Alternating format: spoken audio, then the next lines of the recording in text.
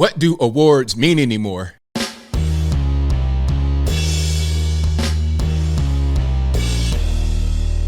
How's everybody doing? My name is Anthony Brian Logan, and today we got to talk about Otago University. And if I'm saying that wrong, please let me know in the comments. But it's a university out there in New Zealand, and they've had a certain award for the past 113 or 114 years, a very long time. This award is for Female Sports Person of the Year, and it was given to one Laurel Hubbard. Now, do you remember that name? Does it ring a bell? Is it kind of bringing back a little bit of a vision of someone at the Olympics? Well, if you don't know who that is, I'll place their picture on the screen before you.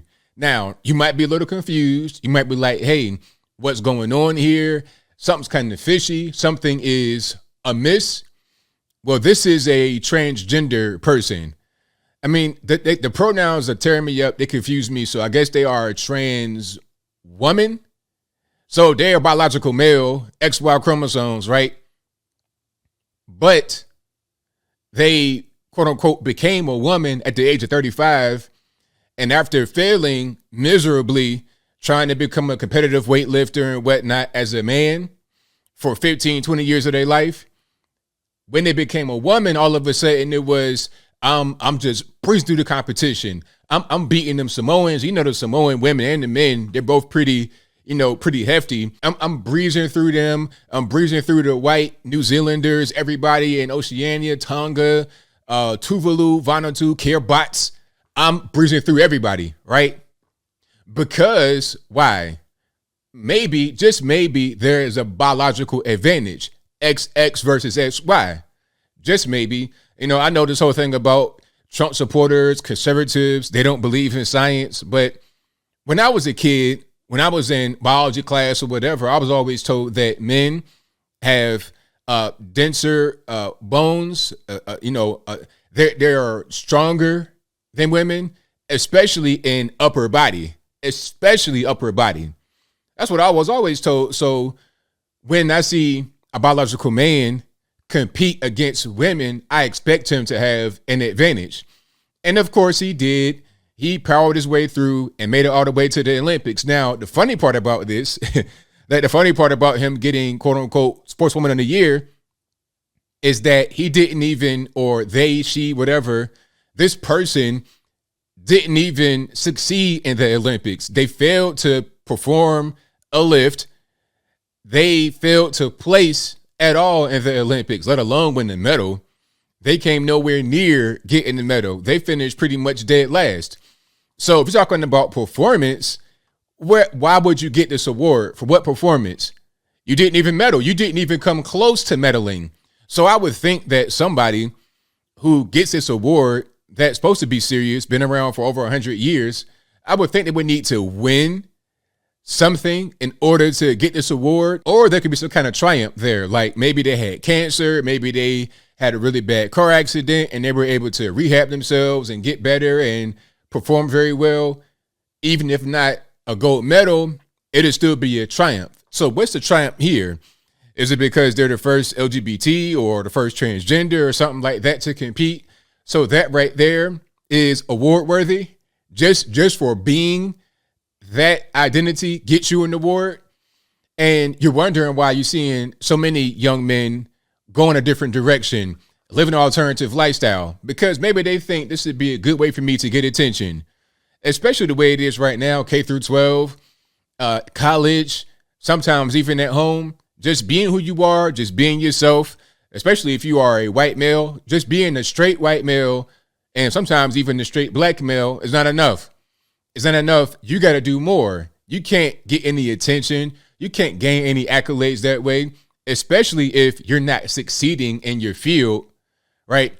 If this guy was Arnold Schwarzenegger or somebody like that in competitive bodybuilding, he was like Mr. Olympia, just beautiful, winning everything, that'd be different. If he's like one of these big, strong men, these gigantic dudes from Iceland or something like that, dudes that got that have son or something in their name, Magnus, Samuel's son, Magnus, Odin's son, one of those guys, you winning everything, it's all good. You don't need to do, but in my opinion, are antics like this to gain attention. We saw it in the movie Juwanna Mann, where the guy was in the NBA and he was doing very well, but then he got caught up with, a bunch of things he was doing off the court, lost his contract, went bankrupt, took the house, took the car, took everything. So it's like, okay, what am I going to do? I'm losing everything. I can't pay these bills. I got a crazy lifestyle. How am I going to keep it up? How am I going to continue? Oh, I got it. I'm going to go play against the women and dominate over there. I'll be the Jordan among the women. Now, I'm not saying this person didn't just come to the realization that he just wants to be transgender and something inside himself just drove him in that direction. I'm not saying that's not possible, but there is most certainly an incentive to do that. It's most certainly an incentive. You're a regular white guy and you're not really doing all that well in your field. So what? You're insignificant. You're pretty much just lost in society. But if you could become LGBT or even transgender, now you have a new lease on life. You have a lot more attention, a lot more acceptance. You're going to be celebrated just for having your particular identity. And is that right? Is that fair to the women? I'm a kind of guy, I believe in women's rights. I'm no feminist, don't get that twisted, but I think there's space for men and also space for women. Men, we have our things that we do. Women, same thing. And I think each sex's space should be respected. If you as a competitor, as an athlete, whatever you are, cannot succeed in the space, that doesn't mean you should just go to the other space. Respect that space. Keep out of that space. You do your thing, they do their thing, and it's fine. It's just not segregation. It's just about being fair, because what if there was no WNBA and it was just open tryouts for the NBA, meaning you can have women on the WNBA team? Would any woman ever get on the team? No. Let's just be real. The last guy on the bench and on the worst team in the league would destroy any woman in the WNBA. I don't care if they're 8 foot tall and the man was 5'4". That's just the reality of the situation. It's just facts. I remember I saw the U.S. women's soccer team. They got destroyed by a group of high school boys. This is the U.S. women's soccer team, the Olympic team. Megan Rapinoe, all these people, they got destroyed by high school 14 to 15-year-olds. So, at a certain point, we got to just realize reality. It's okay that men are physically superior to women. When you're talking about athletics, it's okay because women have advantages other kinds of ways. I'm not trying to carry a baby for 9 months. I'm not trying to carry one baby, let alone twins and triplets and whatnot like women do. I could never. I'm never, ever going to do that, but women can. And they can do that for years, like 10 years straight, just popping them out like popcorn, right? Men can't do that. There are some things men can do that women can't, and vice versa. It's very simple. And I think that this person, Laurel Hubbard, is just violating that whole thing. You just want to be over there with the women. As I close, I want to say this. I'm not saying that people shouldn't be allowed to be transgender or whatever they want to call themselves, but we got to be fair. There should be a league for them. It's the same thing with the transgender in the MMA. That's not right to see a biological man fight a biological woman. The upper body strength is just too much. And that fight that I saw, to just derail right quick, and that fight that I saw with the biological man fighting against the woman, the biological man was not a skilled fighter. The woman was, but it didn't matter. She punched this man in the face about 755 times. If it was a woman on the other end of those punches, she would have felt it would have been over a long time ago. She would have been knocked out, bleeding, and everything else. But the man was just eating it. Boom, boom, boom, eating it. The few times he did hit her, it was like seeing domestic violence. Her whole body was shaken. She was shocked because this is a man's strength that she is not used to in the ring.